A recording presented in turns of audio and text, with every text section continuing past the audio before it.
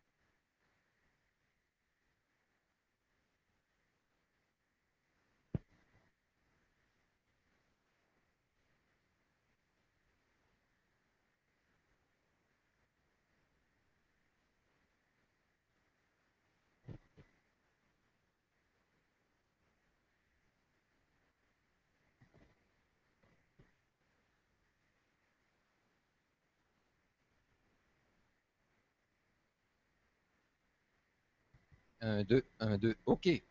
Alors, ce matin, on va faire un petit spécial.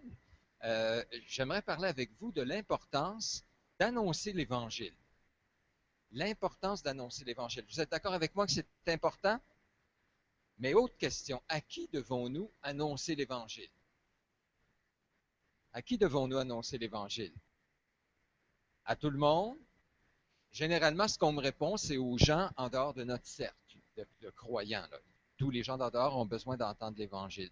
Mais ce n'est pas la réponse que je vais apporter ce matin. Je vais insister davantage sur le fait que nous devons annoncer l'Évangile à nous-mêmes.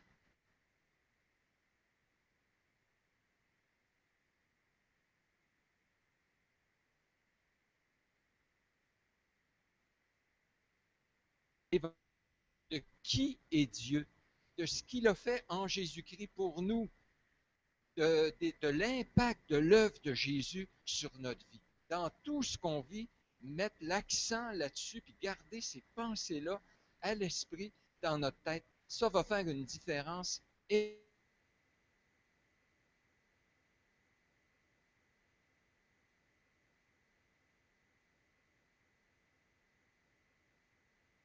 Jésus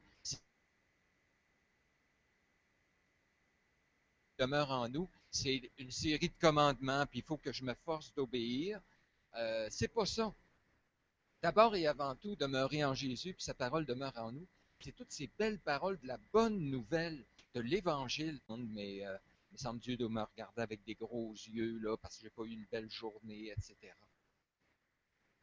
On a besoin. L'Évangile, c'est, je cite encore Mahané, il dit ceci. L'Évangile n'est pas une des nombreuses classes auxquelles nous devons assister pendant notre vie chrétienne. C'est plutôt l'édifice ou le campus dans lequel prennent place toutes les classes. Intéressant, hein? C'est pas une classe parmi tant d'autres, mais c'est l'édifice, c'est le campus. Toutes les classes se prennent au travers du principe des vérités de l'Évangile. Alors, ce que j'aimerais regarder avec vous, c'est vous parler des raisons pour lesquelles on doit se prêcher l'Évangile à nous-mêmes constamment. Vous donner quelques raisons pour vous faire réfléchir. Je ne pense pas que ce que je vais apporter ce matin, c'est quelque chose qui est complètement nouveau, que vous n'avez pas entendu parler, parce que je sais que Steve et Carl mettent l'accent là-dessus. Je pense que c'est une des couleurs de notre Église, de ce qu'on croit fondamentalement. Mais en lisant dernièrement, parce que ce que j'ai fait dans mon temps sabbatique, dans mon temps de repos que l'Église m'a donné, j'ai pris le temps de lire beaucoup. Et j'ai mis l'accent sur ce genre de livres-là, sur les livres qui rappellent l'Évangile, qui me rappellent ma position en Jésus. Et ça a fait tellement de bien. Et donc, je ne pense pas qu'on peut en entendre parler trop souvent. Donc, nous avons besoin de nous prêcher l'Évangile en tant que croyants parce que, un, c'est ce que le Nouveau Testament fait. C'est parce que c'est ce que le Nouveau Testament fait. Dans Romains 1,15, vous pouvez y tourner si vous avez votre Bible avec vous. ce qui est une bonne chose quand on vient pour étudier ensemble. Donc, dans Romains 1,15, très intéressant, Paul écrit à l'Église de Rome, à des croyants. Puis il leur dit ceci. On connaît Romains 1,16, mais on connaît moins Romains 1,15. Il dit, j'ai un vif désir de vous annoncer l'Évangile à vous qui êtes à Rome. Attends un petit peu, Paul. Tu écris à une église, à des gens, une église bien établie, là. Ce qu'on peut lire à l'intérieur, les indices qu'on pige, ça et là. Et tu leur dis, j'aimerais ça aller à Rome, puis j'ai le désir de vous annoncer l'Évangile. C'est spécial parce que je me disais toujours, ben, il a hâte d'aller à Rome, puis ce qu'il voudrait, c'est évangéliser autour, mais qui ne s'adressait pas nécessairement aux croyants. Ils connaissaient, eux, l'Évangile. Mais c'est pas ça. Il veut leur rappeler, insister sur l'Évangile à eux. Puis d'ailleurs, ce qu'il leur écrit, Romains 1, c'est-à-dire chapitre 1 jusqu'au chapitre 11, c'est un exposé total de l'Évangile.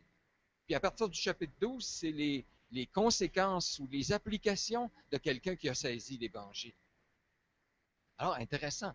Paul lui-même, son ministère, là, il n'était pas dans les hautes sphères en train de penser puis de donner aux chrétiens des vérités ésotériques. Non, c'est à la base le principe de l'Évangile que les croyants ont besoin de se rappeler. Puis c'est intéressant parce que Romains 1,16, qu'on ajoute à Romains 1,15, après leur avoir dit ça, j'ai le désir de vous annoncer l'Évangile, parce que l'Évangile, c'est une puissance de Dieu pour le salut de quiconque croit, du juif premièrement, puis du grec. Pourquoi pensez-vous qu'on manque tant de puissance? Qu'on a si peu de victoire? Qu'on grandit si peu? Parce qu'on est mal fondé sur l'Évangile. Et beaucoup de chrétiens, plutôt qu'être en train de grandir, vivent dans la culpabilité, dans la honte, en pensant que Dieu les aime plus ou moins, etc. C'est une puissance. On peut saisir l'Évangile, c'est une puissance pour nos vies. Paul dit aussi, parce que ce n'est pas juste un verset isolé dans l'Épître aux Romains, mais dans 1 Corinthiens 15, versets 1 à 4, Paul dit, je vous rappelle, frères, l'Évangile que je vous ai fait connaître, que je vous ai annoncé, c'est-à-dire que vous avez reçu, dans lequel vous avez persévéré et par lequel vous êtes sauvés si vous le retenez tel que je vous l'ai annoncé. Moi, dans ma traduction, c'est « je vous rappelle ». Mais littéralement, c'est « je vous fais connaître ». Il écrit à l'Église de Dieu qui est à Corinthe, c'est comme ça qu'il l'appelle au début, et il dit « je vous fais connaître, mes frères, l'Évangile ».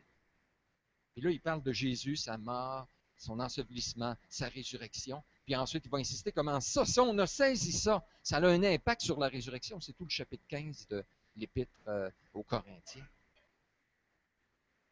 Paul annonce l'Évangile aux Corinthiens. Puis entre vous et moi, là, tous ces beaux versets qu'on utilise quand on veut présenter la bonne nouvelle aux gens autour de nous. Éphésiens 2,8. Vous connaissez, c'est par la grâce que vous êtes sauvés, par le moyen de la foi. Cela ne vient pas de vous, c'est le nom de Dieu, etc.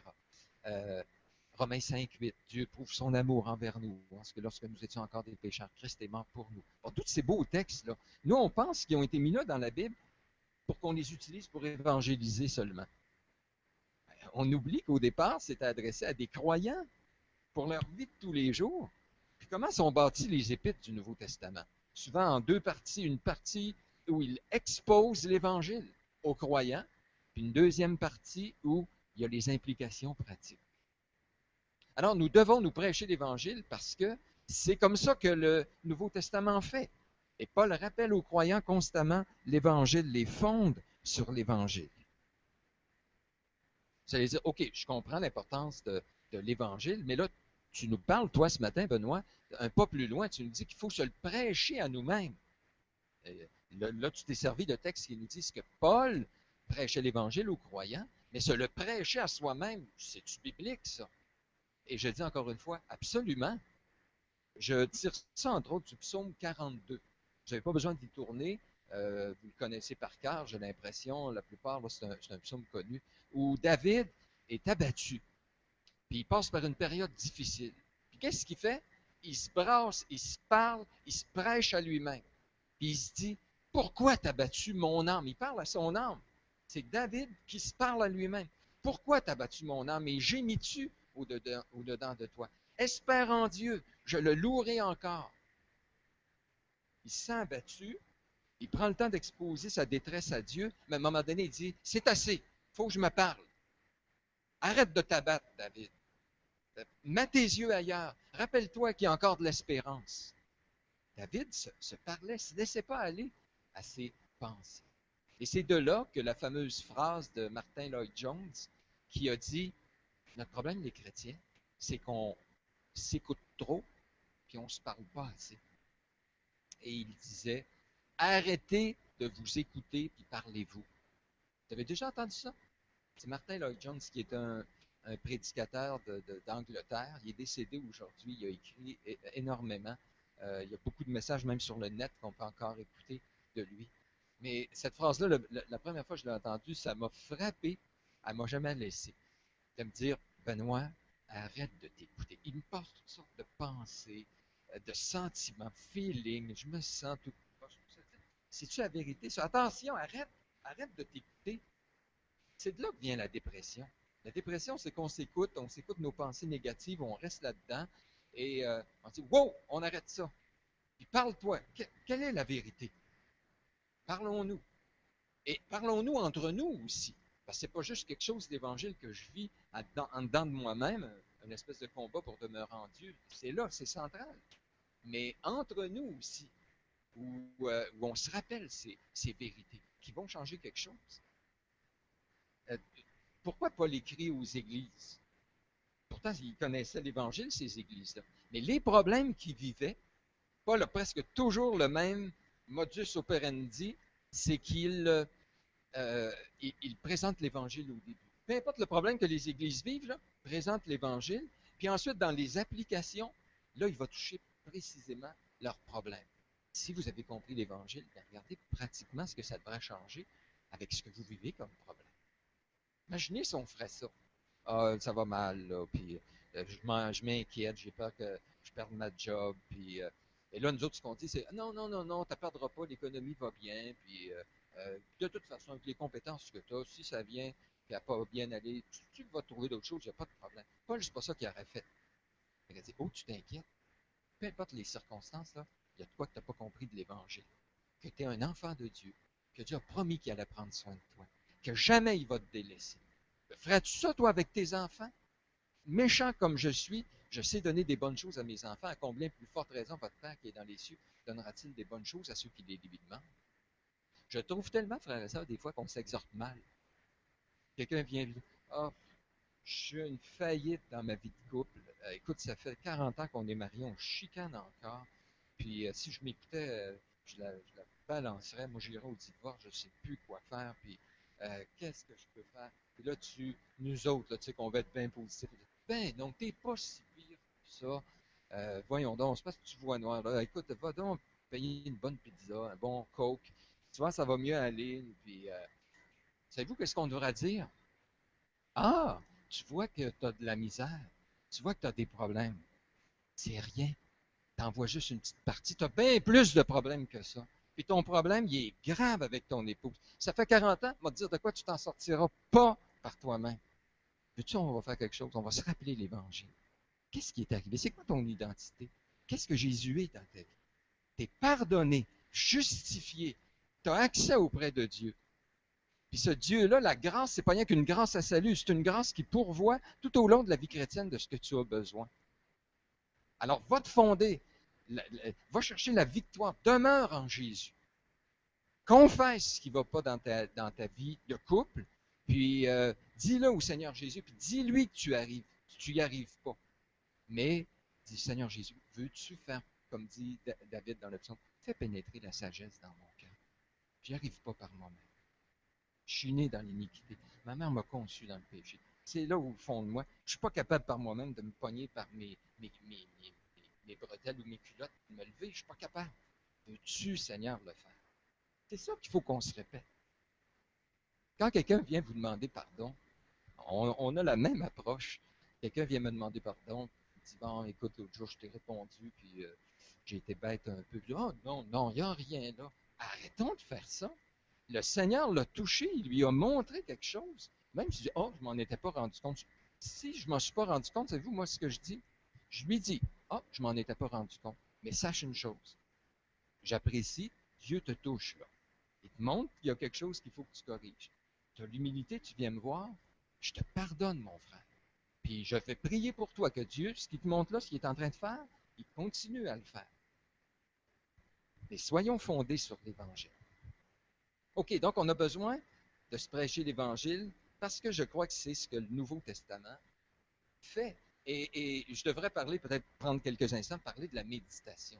Se prêcher l'Évangile à nous-mêmes, c'est un synonyme de méditer la parole. On a à lire la parole, étudier la parole, mémoriser la parole, écouter la parole qui nous est prêchée, OK? Mais à la méditer aussi. Heureux l'homme qui ne marche pas selon le conseil des méchants, psaume 1, qui ne s'arrête pas sur la voie des pécheurs et qui ne s'assied pas en compagnie des moqueurs, mais qui médite la loi de l'Éternel jour et nuit. Ça veut dire quoi la méditer? Si vous aviez rencontré un juif à l'époque, là, il se promenait, puis il parlait tout haut. Que ce livre de la loi ne s'éloigne pas de ta bouche, Josué 1,8. Eux, c'était pas juste en dedans, c'était quelque chose, même avec la bouche, ils se parlaient puis ils se répétaient. C'est ça, méditer la parole. Se répéter les vérités, c'est les dire à soi-même. Et la méditation, c'est un principe qui est là dans l'Ancien Testament et c'est un principe qui est là dans le Nouveau Testament. Et je peux vous dire, par application, que le moment où j'ai commencé à pratiquer ça dans ma vie, ça a fait une énorme différence. J'aime marcher, vous me connaissez. J'ai arrêté à un moment donné dans ma vie de faire du jogging. Depuis, je pense que je suis né que je faisais du jogging. Je suis né avec des running d'un pied, moi. Puis, mais quand je faisais du jogging, bien, là, je suis pas en train de dire qu'il faut, ceux qui font du jogging, il faut que vous passiez à la marche du tout. Je vous dis, moi, mon expérience, ça a été ça. C'est que j'avais de la misère à méditer en joggant parce que ça demande trop d'énergie. Mais en marchant, je m'en vais. Souvent, ce que j'aime faire, c'est mémoriser des textes ou au moins un résumé d'un chapitre que j'ai lu peut-être le matin. Et là, je m'en vais marcher. Et je me parle. Et je parle tout haut. Seigneur Jésus, comme je disais hier dans l'Apocalypse, hey, je lis que à cause de ta victoire à la croix, c'est toi qui as le pouvoir d'ouvrir le livre qui détermine la suite de l'histoire de ce monde. C'est toi, c'est entre tes mains, ça, parce que tu as vaincu à la croix. Et ce qui se passe présentement, c'est parce que tu enlèves les sceaux et les choses se produisent. Puis la victoire, la fin, là, c'est ta victoire par-dessus le monde, l'Antichrist, par-dessus notre propre péché.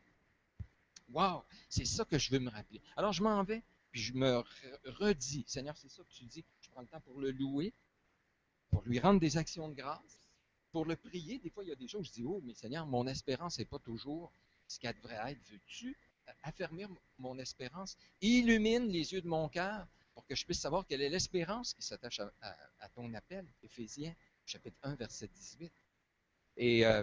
Mais c'est certain que quand tu marches en ville, par exemple, ça fait bizarre un petit peu. Mais ce que je fais, c'est quand quelqu'un me regarde puis qui est avec les Bluetooth, aujourd'hui, ça règle le problème. Alors, il me regarde, j'ai l'air bizarre. Je fais, ah oui, chérie, ok, parfait, je t'apporte une pinte de lait, c'est ça que tu veux? Merci beaucoup. Fait que là, il a l'impression que je parle à ma femme, tout passe, c'est beau. OK. Deux, nous avons besoin de nous prêcher l'Évangile. On a dit la première parce que c'est ce que le Nouveau Testament enseigne, puis je dirais même l'Ancien Testament à cause du thème de la méditation, à cause de David qui se parle à lui-même. Mais deuxièmement, nous avons besoin de nous prêcher l'Évangile en tant que croyants parce que c'est le moyen de garder nos pensées. C'est le moyen de garder nos pensées. Vous voulez tourner peut-être en même temps que moi dans Galates 5, 17. Galates 5, verset 17.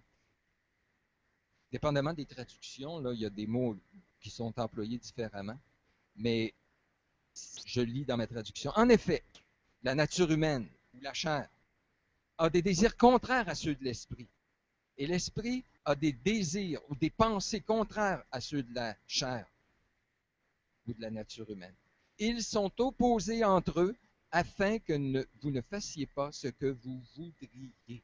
Wow! Afin que vous ne fassiez pas ce que vous voudriez.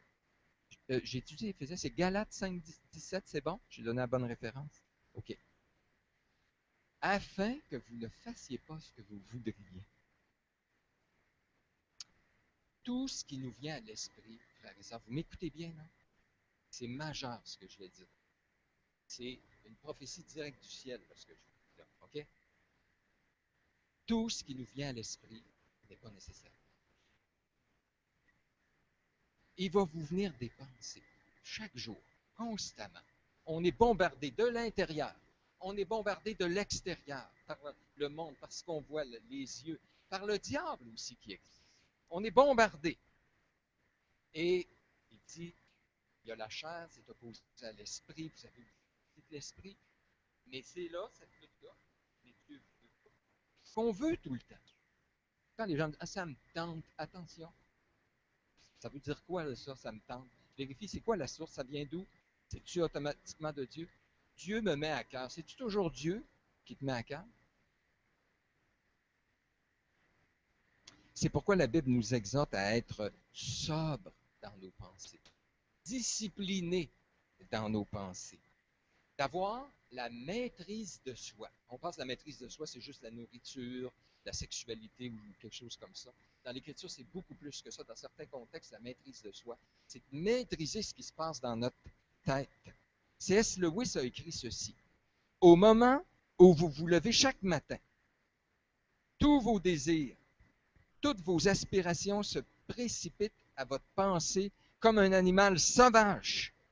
Votre première tâche, chaque matin, consiste à les repousser toutes et écouter cette autre voix, recevoir cet autre point de vue, laisser cette autre vie plus profonde, plus puissante et plus paisible abonder en vous. Intéressant, hein? Il dit le matin, tu fais juste ouvrir les yeux, puis c'est comme un animal sauvage qui t'agresse, puis il vient penser tout de suite, là, tu as des projets pour la journée, des choses que tu veux faire, des inquiétudes qui viennent, puis même, j'irai même plus loin que lui, même pendant que tu dors. Savez-vous, quelqu'un s'est amusé à compter combien de pensées nous viennent à l'esprit chaque jour? Savez-vous le chiffre? 10 000. Je les ai comptés hier.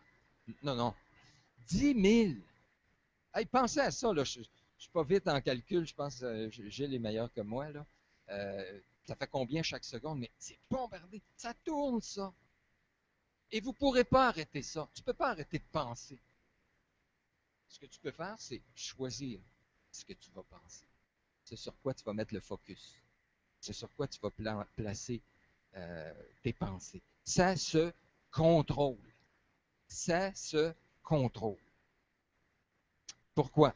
Philippiens 4.8 dit au reste, frères, que tout ce qui est vrai, honorable, juste, pur, ce qui est aimable, ce qui mérite l'approbation, ce qui est vertueux et digne de louange, soit l'objet de vos pensées. Focussez vos pensées sur ces choses-là, sur les vérités de l'Évangile. Donc, on doit absolument se prêcher l'Évangile, faire un effort, se discipliner pour se rappeler ces vérités-là, parce que vous pensez de toute façon. Et si ce n'est pas ça que vous faites, vous avez plein de pensées qui vont vous détruire. Puis on est capable de le faire. Il y en a qui disent, ah, méditer. C'est tellement dur pour moi, méditer. C'est pas vrai. On médite tout le temps. Imaginez que votre conjoint est en retard. Il devait arriver à 5 heures ou elle devait arriver à 5 heures, puis il est rendu 6h30, il n'est pas arrivé. Vous méditez. Qu'est-ce que vous vous mettez dans la tête? Hey, il est sûrement arrivé quelque chose. Hey, d'habitude, il arrive à l'heure, il aurait dû m'appeler, il y a un accident, il est même mort. On a tout le temps tendance à penser le pire. Fait qu'on est capable de méditer. Alors, on choisit de méditer des vérités, ben non, dans le fond, des mensonges, des principes, qui, ben, c'est peut-être la vérité aussi, là, il est peut-être mort. Mais le problème, c'est qu'on devrait dire, wow, j'arrête ça, ça va me détruire, ça me rend malade. Puis même si c'est faux, il y a un effet terrible. Me suivez-vous? Même ce qui est faux, quand vous le croyez, parce que c'est possible de croire des choses fausses, ça a un effet terrible et destructeur sur vous. Je vous donne un exemple. Vous êtes en camping, dans votre tente, il fait noir, c'est la nuit, vous ne voyez rien, puis là, ça commence à gratter sur la tente. Et ça fait du bruit, puis c'est fort. Vous êtes convaincu que c'est un ours. Qu'est-ce qui se passe en vous? Il y a automatiquement l'adrénaline, la peur. Hein? Vous commencez à trembler. C'est terrible. Mais vous avez cru que c'était un ours, et tout l'effet que ça l'a fait, là, c'est comme si c'était un ours. Combien de choses fausses, frères et sœurs, on croit, qui sont en train de nous déprimer, qui sont en train d'atteindre notre santé physique, émotionnelle. C'est faux, mais ils ont une puissance parce que simplement on y croit, puis c'est ça qu'on médite.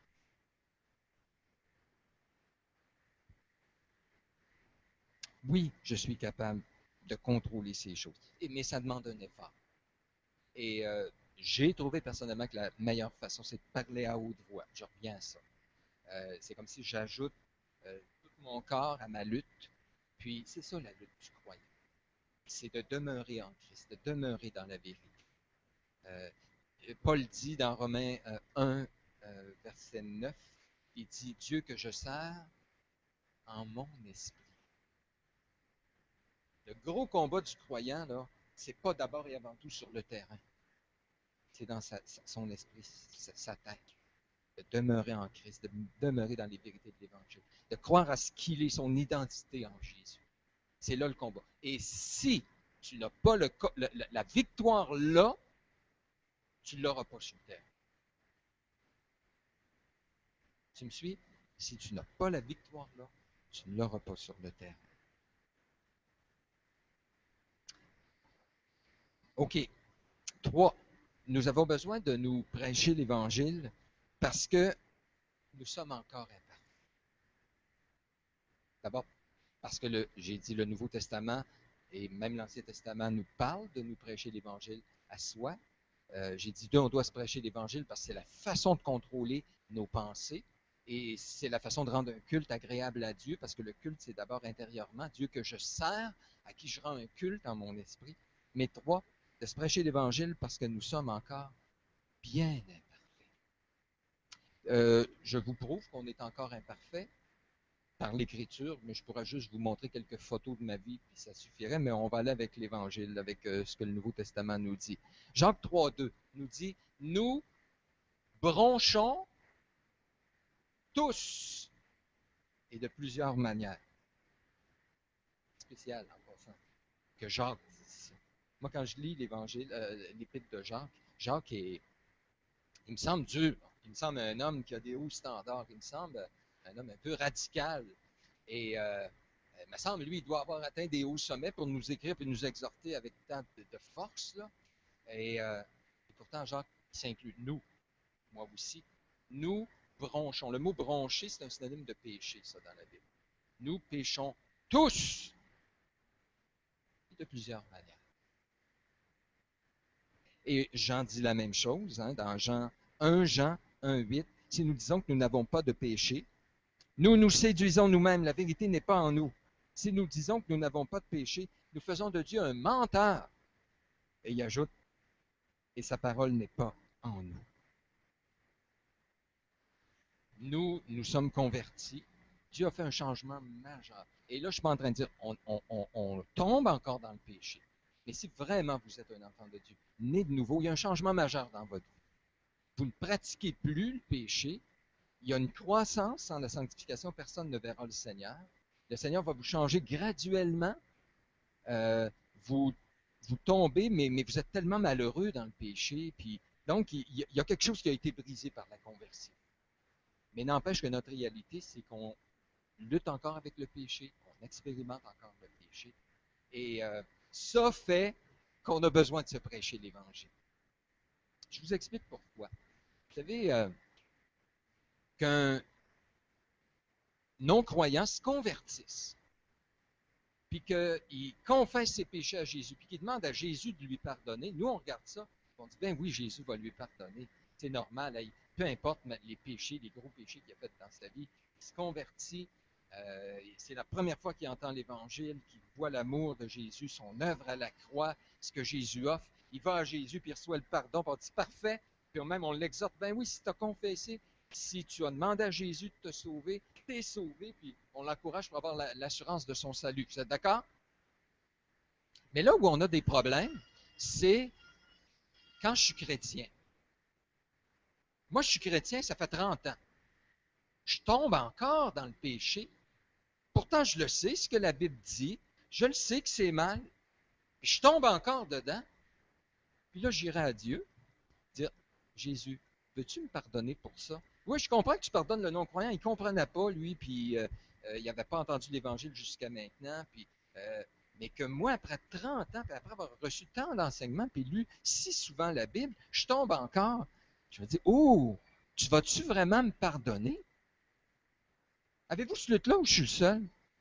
C'est-à-dire, hey, OK, une fois, c'est comme si j'ai dit, OK, cette fois-là, je te pardonne, là, mais là, écoute, là, fais mieux que ça, là. Mais le problème, c'est qu'il y a des péchés que j'appelle récurrents. Tu les confesses, c'est un peu comme le pissenlit, t'enlèves, il repousse, il revient. Ça fait 20 fois cette semaine que tu confesses ta colère. Est-ce que le Seigneur va pardonner ça encore? La réponse, c'est oui, oui. Mais c'est une lutte pour nous. D'autant plus. C'est comme encore plus dur pour un croyant d'accepter qu'il il faut encore dépendre de la croix, puis revenir à l'Évangile. Je vais aller même un pas plus loin. Comment ça fonctionne la sanctification? Vous avez besoin d'être fondé dans l'Évangile. Parce que quand tu es sauvé, tu rentres dans une nouvelle étape de la vie chrétienne qui s'appelle la sanctification. Dieu il t'a délivré de la pénalité du péché, puis maintenant, graduellement, il va te délivrer de sa puissance. Puis comment ça fonctionne? C'est qu'il te montre péché après péché dans ta vie. Péché après péché dans ta vie. Tu avances, puis le Seigneur te montre, bang! Regarde comment tu es encore orgueilleux. Hé, tu mens, tu as menti pour te sortir du trouble. Hé, tu es attaché à l'argent. Regarde, ta confiance n'est pas en moi. Et ce qu'il fait généralement, le Seigneur, c'est qu'il travaille un aspect à la fois. Et il bâtit. Puis quand tu en as un qui est réglé, il passe au suivant. Il t'en monte un autre. Et ta vie, c'est comme ça. De victoire en victoire. Pour employer l'expression de Paul dans 2 Corinthiens, c'est de gloire en gloire. Tu as besoin d'être fondé dans l'Évangile. Parce qu'on est en lutte avec ce péché-là. Puis quand il te le montre, parce que tu passes par l'étape, tu n'as pas le choix. Tu vas passer par l'étape où le Saint-Esprit te convainc de péché comme croyant. Puis le croyant, c'est lourd. Ah, il vient de te montrer un aspect de ton cœur que tu n'avais pas vu jusqu'à maintenant. Et là, c'est lourd. Tu dis, hey, mais je suis donc bien méchant. Quelqu'un m'a fait quelque chose, j'ai de la misère à y pardonner. Puis là, David, il dit, tant que je me suis tué, ta main s'appesantissait sur moi. Puis là, tu es là dans la lutte, puis avant de l'abandonner au Seigneur, c'est une première étape. Puis ensuite, avant qu'il te donne la victoire, ça peut durer quelques jours, des fois même des mois, des années. Il y a même des péchés qu'on n'aura jamais totalement la victoire sur cette terre. L'orgueil. Je ne sais pas c'est qui les plus vieux ici, dans la vie chrétienne, là, mais est-ce qu'il y en a ici qui ont c'est réglé complètement l'orgueil? En tout cas, dites-moi votre truc, là, parce que moi, c'est loin d'être réglé. Mais quand cette culpabilité, cette saine culpabilité vient, tu as besoin de te rappeler l'Évangile. Tu as besoin de te rappeler l'Évangile, de dire, je suis un enfant de Dieu, adopté, totalement justifié, dans lequel Jésus est en train de travailler. Il n'en a pas fini.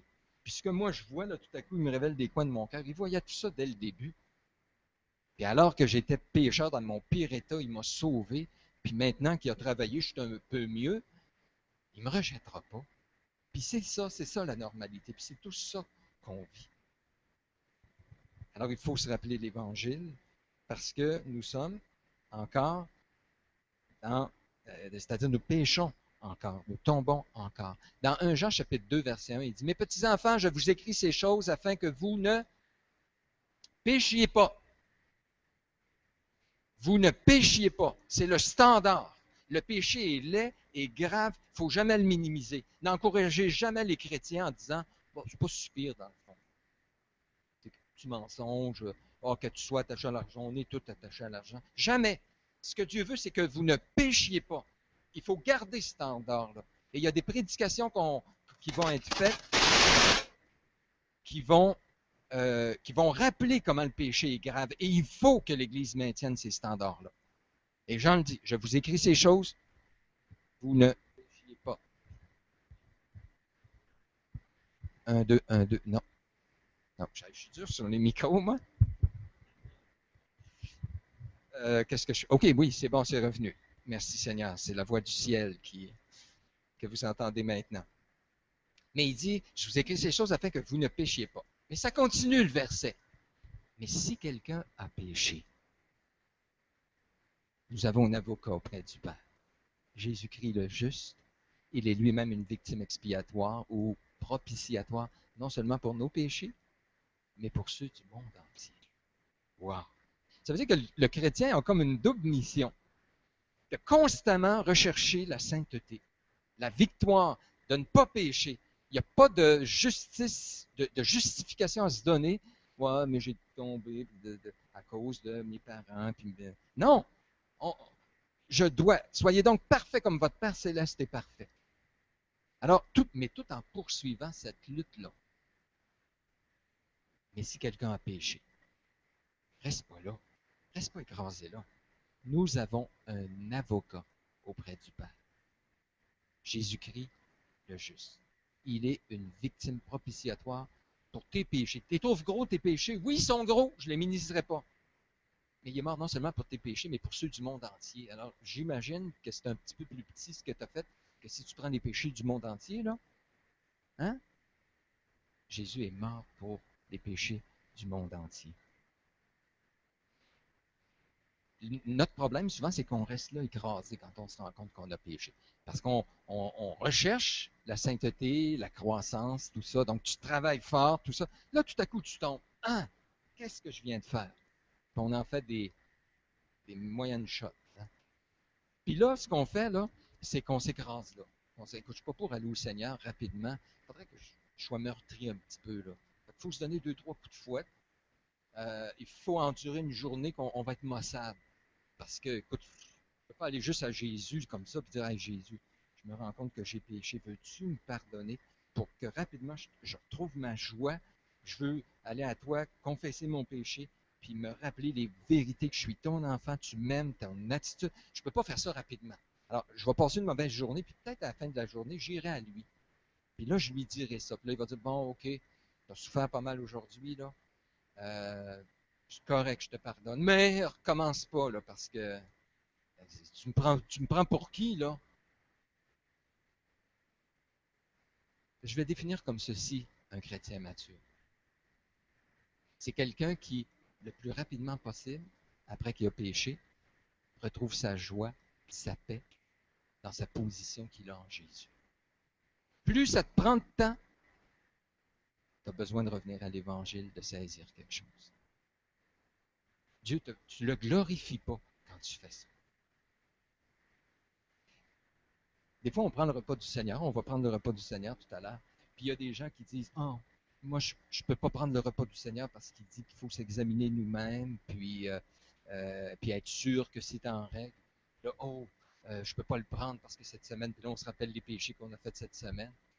Puis, peut-être la prochaine fois, je le prendrai, là, si j'ai amélioré un peu la situation, puis si j'ai... Foutaise!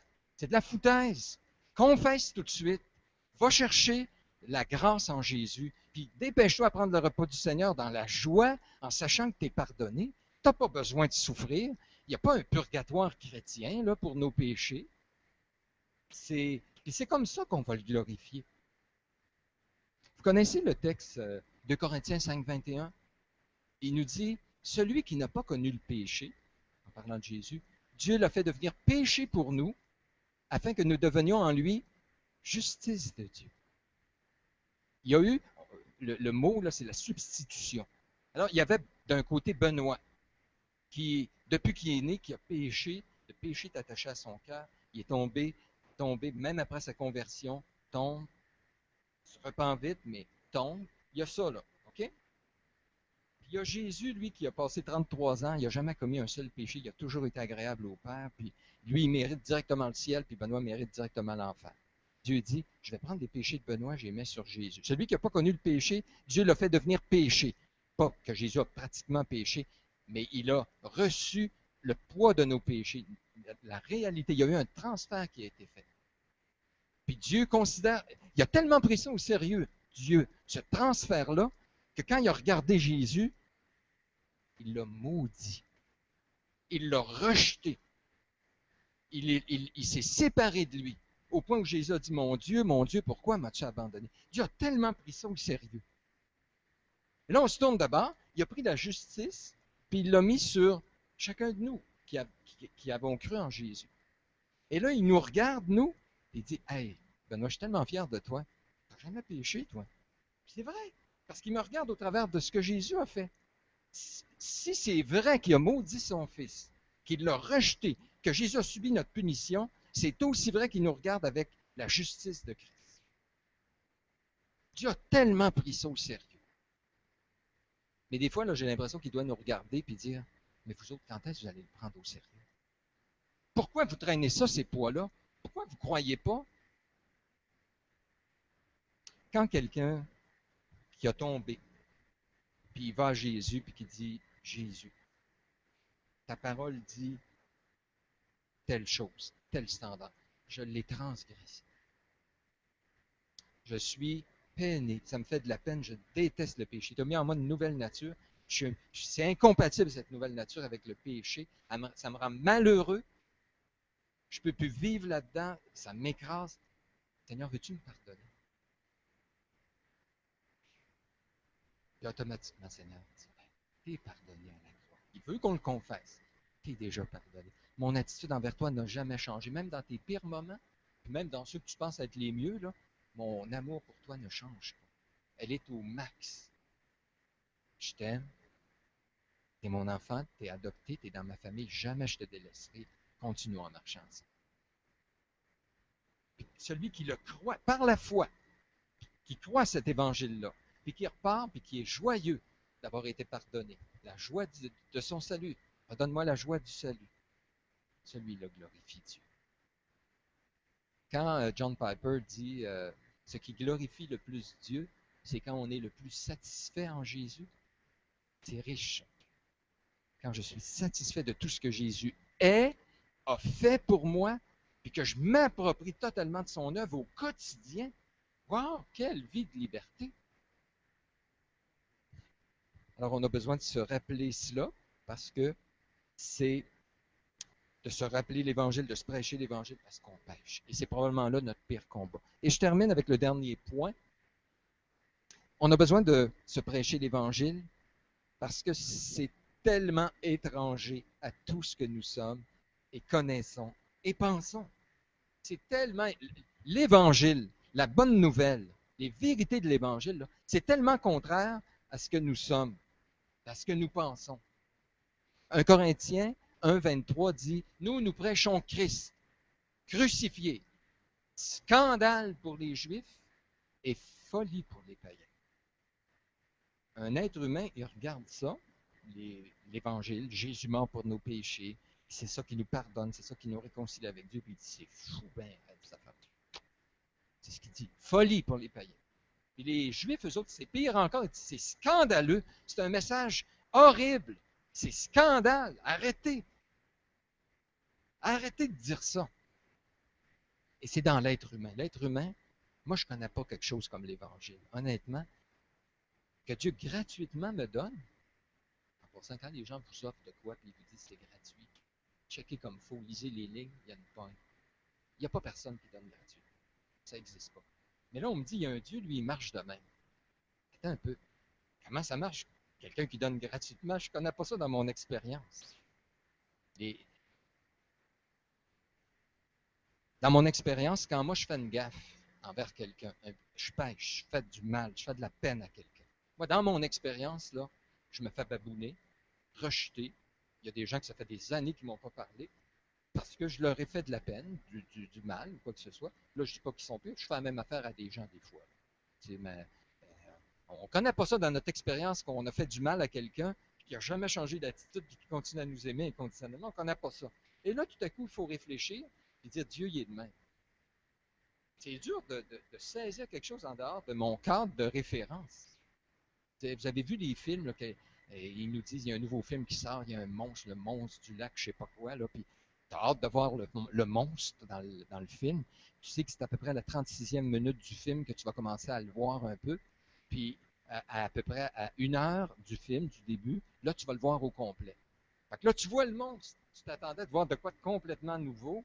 Mais non, ça ressemble à tous les monstres qu'on a vus. Parce que là, on a de la misère à penser, créer quelque chose en dehors de ces cadres. Fait qu'il y a un œil ou 2 yeux, là, dépendamment, c'est le plus loin. Il y en a un qui a été brillant, il a pensé à un œil. Tout ce qu'on voit, il y a 2 yeux, là. Lui, il a été un peu plus brillant, mais ils ont des yeux. Ils ont des pattes, ils se déplacent. Ils ont une bouche, ils parlent à tête proche ou tout ça. Mais il y a un modèle de base, puis les êtres humains rentrent là-dedans. Vous savez? Mais l'Évangile, c'est un autre modèle complètement. Et d'où l'importance de se le rappeler, de se le prêcher, de se le redire. C'est ma première tendance, à cause de mon imperfection, de m'approcher de Dieu. Moi, je rejette. Qu'est-ce que vous faites des choses brisées chez vous? On jette ça, ou on envoie ça à la vente de garage pour l'église de Plessis, là, mais hein? On se débarrasse. Dieu, lui, il ne brise pas le roseau cassé, puis il n'éteint pas le lumignon qui fume. Ça, c'est quoi de fragile, de briser, de casser? Dieu continue. Moi, là, face à l'Évangile, je me sens des fois comme quand il faut que je recule mon trailer avec l'auto. Vous êtes bon pour faire ça? Moi, je suis habitué que quand je veux reculer de l'auto, juste l'auto, je tourne à droite et je recule à droite. Ah, ben là, je suis à gauche. Là. À droite, OK. Si je veux tourner à gauche, ben, je tourne à droite. Et quand j'ai un trailer, c'est l'inverse. Si je vais aller à gauche, il faut que je tourne le volant à droite. Fait que là, je suis là-dedans, puis en plus, j'ai l'impression que plus je vieillis, je suis dyslexique, je sais pas, il y a quelque chose qui ne va pas en moi. Euh, euh, mais j'ai l'impression que des fois, face à l'Évangile, je suis comme ça. Je suis habitué de faire les choses, de penser d'une manière. Là, il faut que je pense différent. Puis, actuellement, là, c'est pas long. Il faut penser, réfléchir, arrêter de s'écouter, parce que l'Évangile est totalement différent de tout ce qu'on connaît. Frères et sœurs, je vais arrêter là. On va prendre le repas du Seigneur. Mais euh, ce que je vous dis là, c'est central, hyper important. C'est le point central de la Bible. Et on a besoin de bien saisir cela parce que ça va vous bloquer. Ça va vous bloquer dans tous les autres aspects de votre vie chrétienne. Dans les autres aspects. La vie d'Église, si vous n'apprenez pas à considérer les enfants de Dieu, les autres, dans la lumière de l'Évangile, il n'y a pas de vie d'Église possible et puissante et satisfaisante. La vie de couple, si on n'apprend pas à voir notre épouse, notre époux comme co-héritier avec nous de la grâce de Dieu, comme quelqu'un en qui Dieu travaille, il n'a pas fini non plus avec nous. Des fois, avec Brigitte, c'est ce qu'on se dit quand on arrive à un point, c'est surtout elle, là, des fois qu'il y a des problèmes, mais non, non. Puis là, je dis, regarde, on arrête là, on ne se comprend pas. On fait-tu confiance toutes les deux que Dieu va travailler dans ta vie, va travailler dans la mienne? On est capable de continuer à aller de l'avant en faisant confiance au Seigneur? C'est ce qu'il promet dans l'Évangile. On prie ensemble, on repart. Puis, on va essayer des fois d'aller plus loin. Puis, bon, pourquoi tu m'as répondu ça? Puis, ça. Puis là, on va. Je ne dis pas qu'il ne faut pas le faire, mais je dis souvent que de toute façon, on arrive à un marasme qui s'appelle le péché à la base. On ne peut pas aller plus loin que ça. On est pourri à l'os. Mais allez à Jésus. Regardons, oui, à notre péché. Une fois, 10 fois à la croix, à l'Évangile, à Jésus. Je vais laisser la suite à Steve pour un temps de prière. Non? OK.